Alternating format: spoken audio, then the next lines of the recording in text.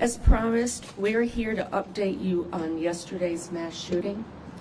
With me are Governor Roy Cooper, Chief of Police Estelle Patterson, North Carolina Department of Public Safety Secretary Eddie Buffalo, Raleigh City Manager Marshall Adams David, Raleigh Fire Chief Herbert Griffin, Raleigh City Parks Director Stephen Bentley, and District Attorney Lauren Freeman. I'm also want to thank my council members, Corey Branch, David Cox, Nicole Stewart, and David Knight for being with us today. There are several families in our community waking up this morning without their loved ones. We grieve for them today. Our prayers are also with those who are injured. You know, no one can imagine what they're all going through. But please know, we as a community stand with you today. We're also grateful for the dedicated public safety and law enforcement officers who acted so bravely. But we have doubled our determination now to end senseless gun violence that is grips on our country and now on our city. I know that brings us all sadness and anger. We have to do something. All of us in Raleigh need to come together. We need to support those in our community who have suffered a terrible loss. Yes, we have much to do, and we're working on it. May God bless all the victims, and may God bless our city. Now we will hear from Governor Cooper.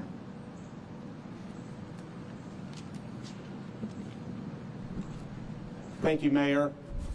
Thank you, Chief. Thank you, Secretary Buffalo. Thank you to the District Attorney and everybody who is working on this tragic situation. Today, as law enforcement and prosecutors continue their important work, we're left to make sense of this infuriating and tragic act of gun violence. I woke up this morning in the capital city where I and my family live with a deep sadness for this community and for our entire state. I want again, as I did last night, thank the swift, coordinated, and courageous law enforcement response. We provided significant state resources to help with this. It was a complex mission in a short amount of time to stop the shooter, and they succeeded. I'm grateful for them every day. You know, North Carolinians want to know that safety is a priority. They want to know that law enforcement will work together at a local, state, and federal level to fight crime, particularly in dangerous moments. That's what I expect as governor, and that's what we saw yesterday. We'll continue to provide support from the state and are willing to do anything that you need us to do. We also must support these victims and their families. The depth of their pain is unimaginable. I saw the faces of Raleigh police officers last night, and their pain was evident. And I know that that's happening all over the city. We're standing with you in this moment of unspeakable agony. Today we're sad, we're angry, and we want to know the answers to all the questions. Those questions will be answered, some today and more over time. But I think we all know the core truth. No neighborhood, no parent, no child, no grandparent, no one should feel this fear in their communities. No one. As policymakers, we cannot and we will not turn away from what has happened here. We must be resolved to make changes and to succeed. I want to thank you again to the first responders. May God be with the survivors, the victims, and our entire community after this awful tragedy.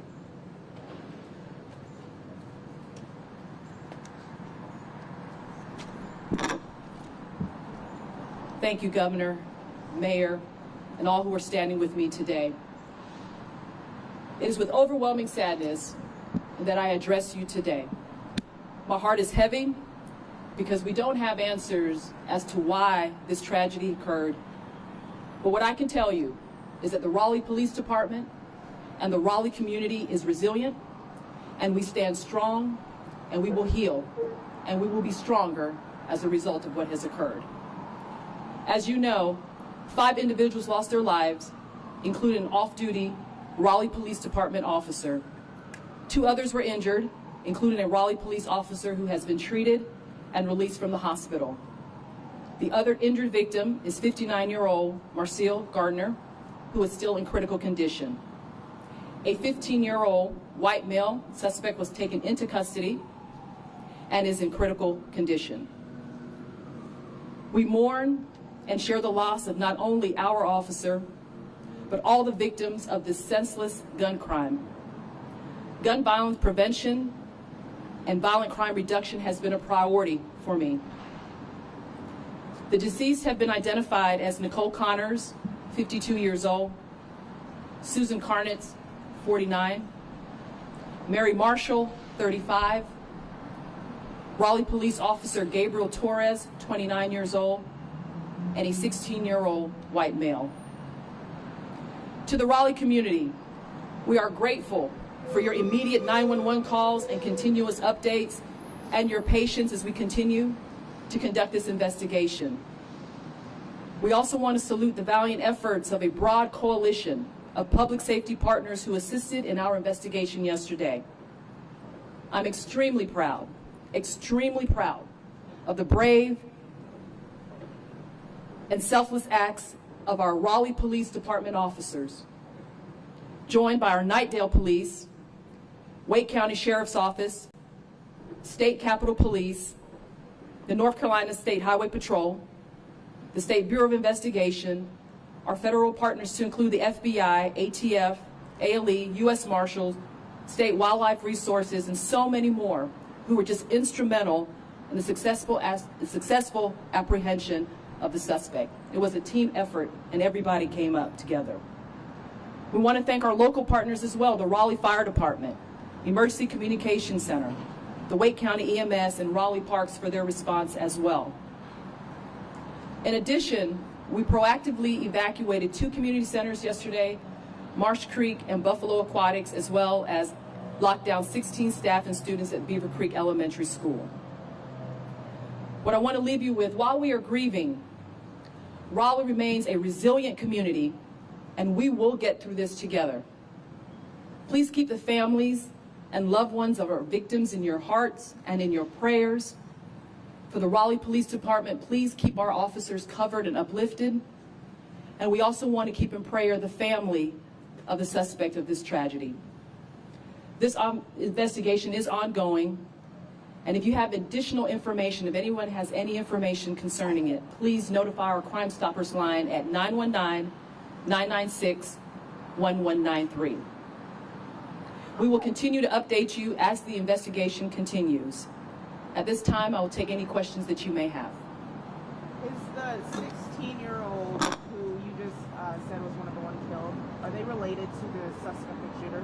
We're unable to share that information at this time, but as soon as we have that, we will get that to you. Yes.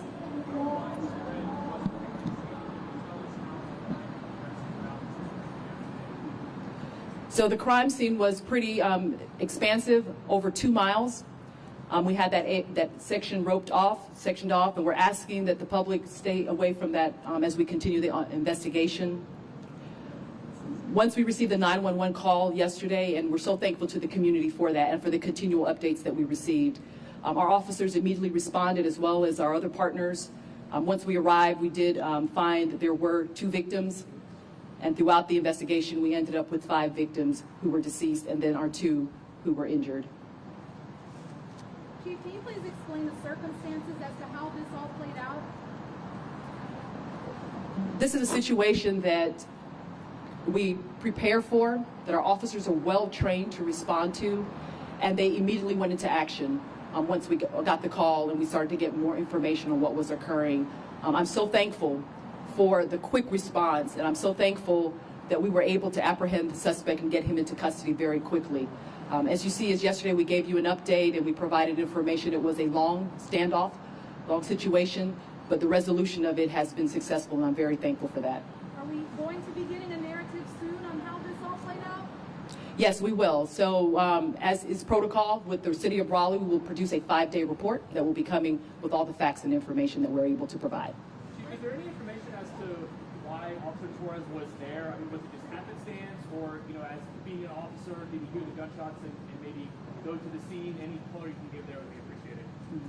So again, this is ongoing. Our investigation is ongoing, but what I can say that Officer Torres was on his way to work. Chief, obviously you're in a position of leadership, but tell us about your heart right now, the heart of your officers, and how you feel about being a member of this community right now and dealing with what we're seeing in terms of the pain and all the unanswered questions that we have. This is an extremely, extremely painful event for our officers, for me, for this entire community. Upon receiving the information, I was immediately updated by my staff. I was coming from a law enforcement conference where we were talking about gun violence, talking about making our community safer.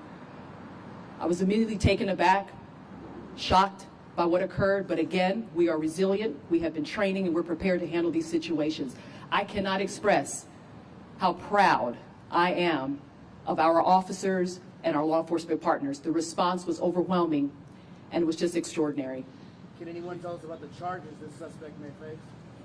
We are still working through those. We do have the suspect in custody as stated, and we are working through that. Did the suspect have any previous record? And do we have a gun that's already been recovered? And how did he get the gun? That is part of the investigation that is ongoing.